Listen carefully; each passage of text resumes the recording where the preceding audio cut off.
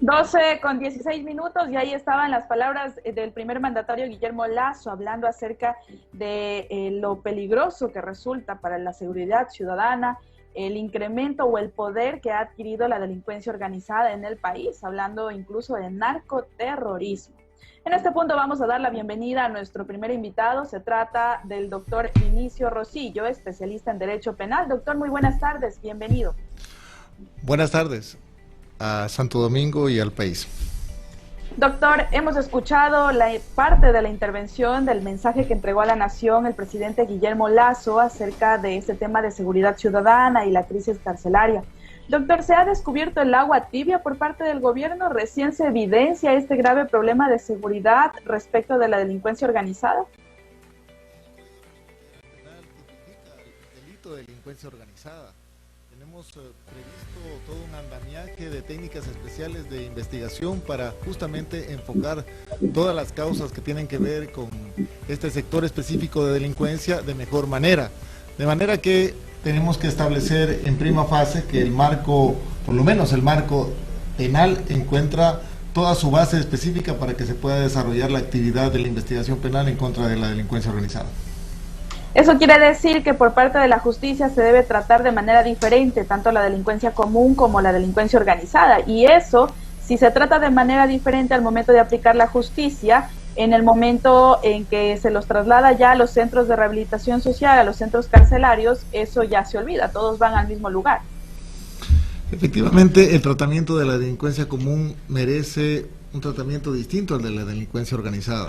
Yo refería que existen inclusive técnicas especiales para poder investigar este tipo de delincuencia compleja o delincuencia grave, que también se la denomina en doctrina, como por ejemplo los agentes infiltrados, la cooperación eficaz, las entregas controladas, los mismos informantes. Pero estas herramientas en algunos casos no se las utiliza. Una vez que se inicia ya la investigación y que la persona está privada de la libertad, el régimen ejecutivo penal establece la posibilidad de varios niveles para su ubicación, siempre considerando algunos factores, entre estos las penas por las que están privados de libertad, la expectativa de pena muy alta en el caso de privados preventivos y también la peligrosidad. De ahí que la ubicación corresponde a niveles de mínima, media y máxima seguridad. Sin embargo, esto también no se observa en algunos casos en los centros de privación de libertad. En algún momento se hablaba incluso que para los casos de tráfico de drogas, para el caso de narcotráfico prácticamente, ¿no? El momento en que el juez va a administrar justicia, teme muchas veces por su vida, por su familia, porque ha sido amenazado por estas organizaciones delincuenciales. Incluso se hablaba de que debería existir quizá una especie de anonimato para que el juez pueda sentenciar conforme a la ley y no pueda ser vulnerado de esta manera. ¿Usted considera que esto debería aplicarse? ¿Es una realidad? También existe en nuestra legislación orgánica integral penal el sistema de protección de víctimas, testigos y otros participantes en el proceso penal, entre estos también los jueces, fiscales y los mismos defensores si es que se encuentran amenazados, pero se debe dar sobre la base de una determinación de riesgo concreta para poder establecer los niveles de protección y tutela. La administración de justicia penal en el Ecuador es algo muy delicado, debe realizarse siempre con ejercicio obviamente de honorabilidad, honestidad y por sobre todo respeto a la ley y a la Constitución. Sin embargo, si existe algún caso concreto, la forma es acudir a este sistema de protección de víctimas y testigos que está llevado por la Fiscalía. La propuesta de los jueces sin rostro, que es a la que usted se refiere, no ha tenido mayor acogida en el Ecuador, tampoco ha prosperado en Latinoamérica, porque no garantiza efectivamente la tutela efectiva que se pregona en la misma Constitución. Ok, vamos a seguir analizando el pronunciamiento del primer mandatario. Tenemos otro pequeño extracto de Guillermo Lasso en donde enfatizó sobre el accionar de las Fuerzas Armadas y la Policía Nacional. Escuchamos. Yo mismo asumiré la coordinación nacional de las fuerzas del orden. La seguridad ciudadana pasa a ser la prioridad número 1 del despacho presidencial. Así como en su momento dediqué mi tiempo a la vacunación, ahora lo dedicaré prioritariamente a la seguridad ciudadana. He ordenado un masivo operativo conjunto entre Fuerzas Armadas y Policía Nacional, con más de 1000 efectivos que han asumido el absoluto control del sistema penitenciario en Guayaquil. Las fuerzas del Estado estarán presentes de manera indefinida en dicho centro carcelario para ejecutar acciones de control de accesos, de los perímetros externos e internos y todo lo necesario para imponer el orden. De igual manera, he decidido rearticular el liderazgo de nuestra fuerza pública. La ciudadanía exige el compromiso absoluto de depurar cada nivel, puesto y rango, y devolver así a nuestras fuerzas el liderazgo necesario para arrinconar el AMPA.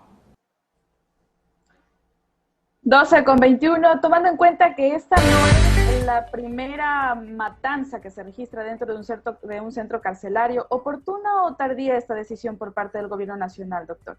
Debemos establecer desde el punto de vista estrictamente técnico, el Código Orgánico Integral Penal dispone que quienes están a cargo de la seguridad interna de los centros de privación son los agentes de seguridad penitenciaria y los que están a cargo de la seguridad externa son los policías. Esta disposición no ha sido reformada, no ha sido derogada. Que no haya funcionado en la práctica no significa que legalmente o constitucionalmente más bien se puedan dar atribuciones a un sector de la fuerza pública que no está, por lo menos no, dentro del marco del Código Orgánico Integral Penal dispuesto para tal efecto. Sin duda, esta disposición deberá ser controlada y se requerirá el pronunciamiento de la Corte Constitucional, debiendo recordar que los privados de la libertad forman parte de los grupos vulnerables, conforme lo dispone el artículo 35 de la Constitución, y todo exceso que se dé en esa medida por parte de quien esté ejerciendo en el interior de los centros un conato de autoridad a través de, inclusive, del uso de armas, podría generar en una vulneración a los derechos humanos. Es que desde ya existe esa vulneración, porque incluso con el ingreso de las Fuerzas Armadas y Policía Nacional a la penitenciaría del Guayas el día de ayer, entonces, de acuerdo a lo que usted manifiesta, ya se habría registrado esta vulneración a derechos humanos. Querida Diana, ayer no solamente se ha determinado que ha ingresado personal armado, no solamente de los militares, sino también por parte de los policías, lo cual, como indico, no se encuentra en orden o en acatamiento al Código Orgánico Integral Penal, sino que tenemos que advertir que no se están enfocando las medidas específicamente en torno a las causas. Los presos están empoderados, me refiero específicamente a esos grupos de poder que se dan alrededor de lo que el sector ejecutivo, por lo menos la voz oficial, determina delincuencia organizada en el interior de los centros de privación de libertad. Ellos tienen poder sobre la base de dos ejes fundamentalmente. Primero, las armas, y segundo, el tráfico de drogas que provee de recursos. Si no se puede controlar eso, si no se ha cerrado la puerta a ese acceso, a ese abastecimiento, entonces, por más militares que existan en el interior, por más policías que existan en el interior, la violencia no se va a poder controlar, sino más bien se va a convertir en un campo de batalla, en una zona de guerra. Es el caldo de cultivo propio para incentivar más violencia. Mientras se estén ingresando armas ilegalmente, y este ingreso de armas o este ingreso de droga podría darse a través de dos medios básicamente. La posibilidad de acceso externo, sin participación de ningún funcionario, a través especialmente de estos drones, o cualquier otro recurso que sirva para poder ingresar los objetos desde el exterior. Y la otra, con la participación de los funcionarios, sean estos funcionarios del sistema de seguridad penitenciaria o de los mismos policías. Sobre la base de esto es que se debe controlar la posibilidad de que no se dé más ingreso al interior de los centros de privación de armas, y armas de grueso calibre, querida Diana, que ponen en peligro la vida no solamente de los mismos PPLs conforme estamos viendo, sino también de los mismos funcionarios, inclusive de los mismos policías y militares. Más allá, viven alrededor de los centros carcelarios. Más allá de eso, imaginémonos el escenario que puede ocurrir en el que un militar se enfrente a un privado de la libertad y lo mate. ¿Qué va a pasar con ese militar? Jurídicamente me refiero. Jurídicamente, en el ámbito técnico debería ser procesado, y posiblemente puede ser procesado. Él tendrá que justificar que existió un uso progresivo de la fuerza debidamente regulado. Para el interior de los centros de privación, Diana y amigos, existe un reglamento específico que regula el uso progresivo de la fuerza del agente de seguridad penitenciaria y le prohíbe utilizar armas letales en el interior de los centros, ojo. Ahora bien, existe también un reglamento de uso progresivo de la fuerza policial y este le permite utilizar inclusive armas de fuego letales, pero recordemos que ellos están únicamente facultados legalmente para hacer este ejercicio de control en el exterior de los centros de privación de libertad.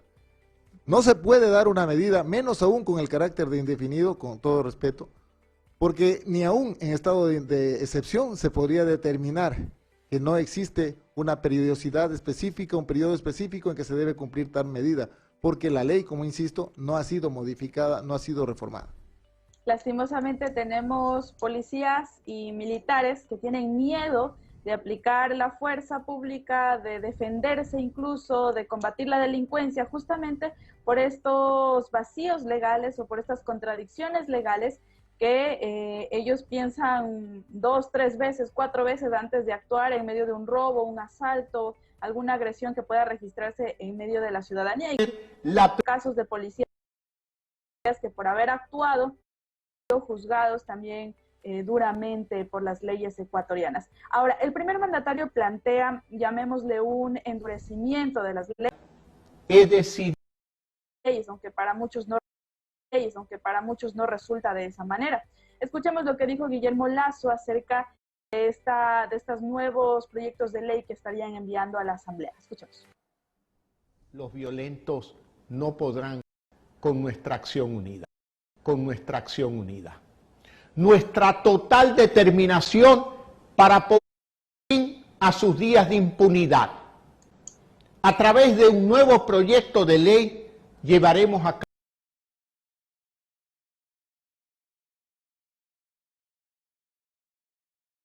imprescindible reestructuración y coordinación de todas las entidades públicas relacionadas con el Sistema Nacional de Rehabilitación Social. Asimismo,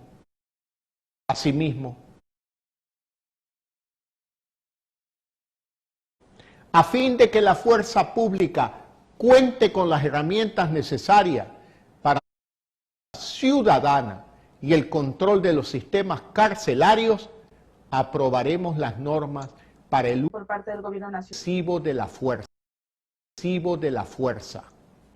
Y por último, en el mismo cuerpo legal atacaremos la raíz del problema, los jefes de las mafias. Ellos no podrán seguir eludiendo sus responsabilidades penales, escondiéndose detrás de sus secuaces.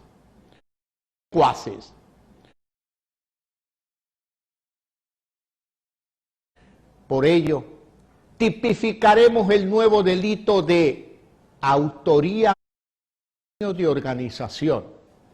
Es decir, los jefes de las bandas pagarán también Desde el punto de vista estrictamente técnico, por los delitos que ordenen cometer a sus cómplices. Anticipo que volveremos a decretar cuantas veces sean necesarias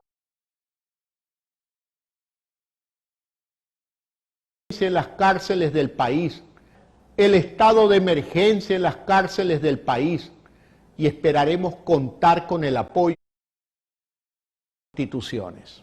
Los estados de emergencia son una pugna exclusivamente con los violentos y con nadie más. Aparte de ciudadanos, son herramientas absolutamente necesarias en esta lucha.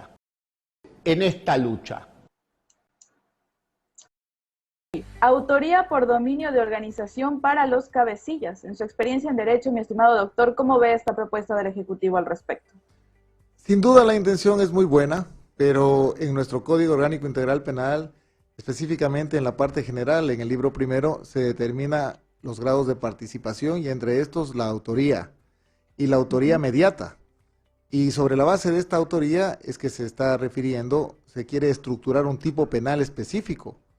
Los grados de participación son esos, simplemente nosotros tenemos la autoría y la complicidad y hemos ya tipificado el delito de delincuencia organizada, en donde en sus elementos constitutivos, al tratarse de un delito plurisubjetivo, existe la posibilidad inclusive de sancionar a quien en esa organización. De manera que se trata de una figura que se está proponiendo ajena a la realidad penal, existe ya un tipo penal concreto y deviene esta propuesta en un ejercicio de lo que se conoce académicamente como populismo penal. Esta propuesta del Ejecutivo podría tener muchas trabas, entonces, tanto dentro de la Asamblea Nacional, por parte de la Corte Constitucional. Ya existe legislado, lo que se está proponiendo, me refiero a tratar de... Pero directamente para quienes lideran las organizaciones delincuenciales, y más que nada por esa situación. Efectivamente, está el delito de delincuencia organizada, querida Diana, y además, efectivamente, en los grados de participación existe la posibilidad no solamente de sancionar al autor material, al autor directo, sino al que está detrás, al autor mediato. Y esto lo tenemos ya legislado, entonces me parece que esa propuesta en el ámbito legislativo no debería prosperar. En lo que él manifiesta acerca de la extensión del estado de excepción, ya lo dices, se decretará estado de excepción las veces que sean necesarias en el marco de la crisis carcelaria. Se refiere a la y establece inclusive la posibilidad de impulsar en el marco legislativo normas para regular el uso progresivo de la fuerza.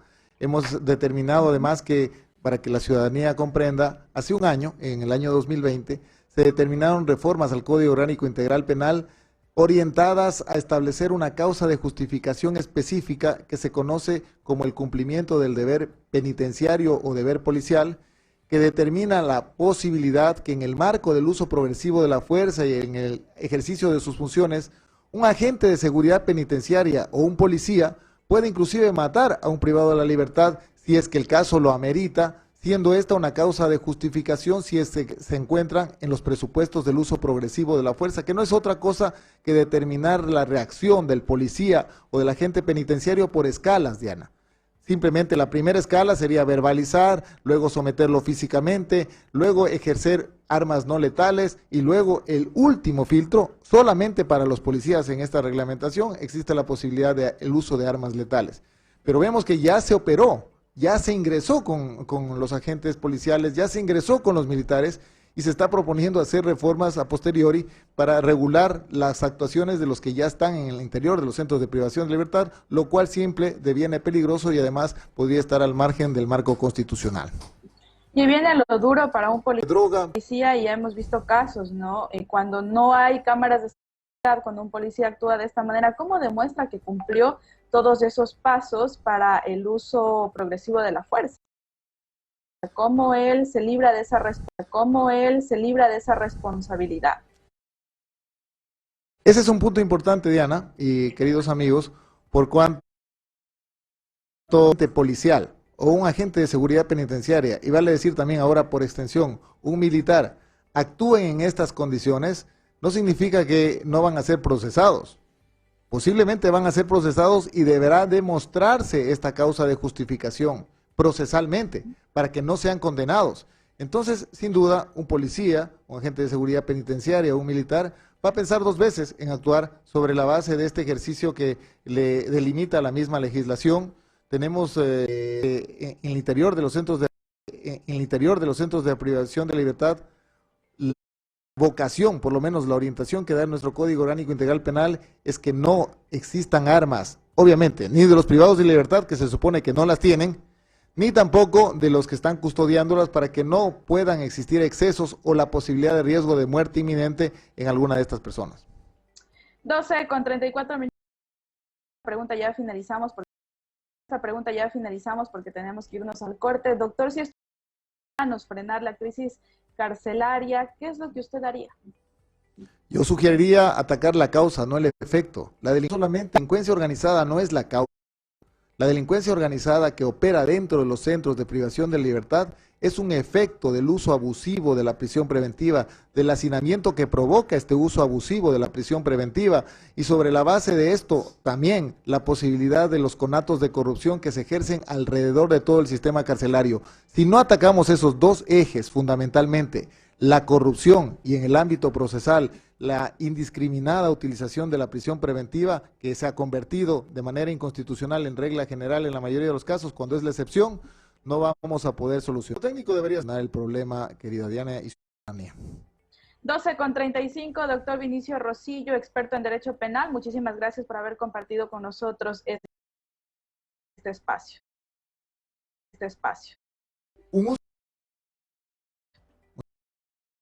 Muchas gracias a ustedes. Nosotros vamos a una breve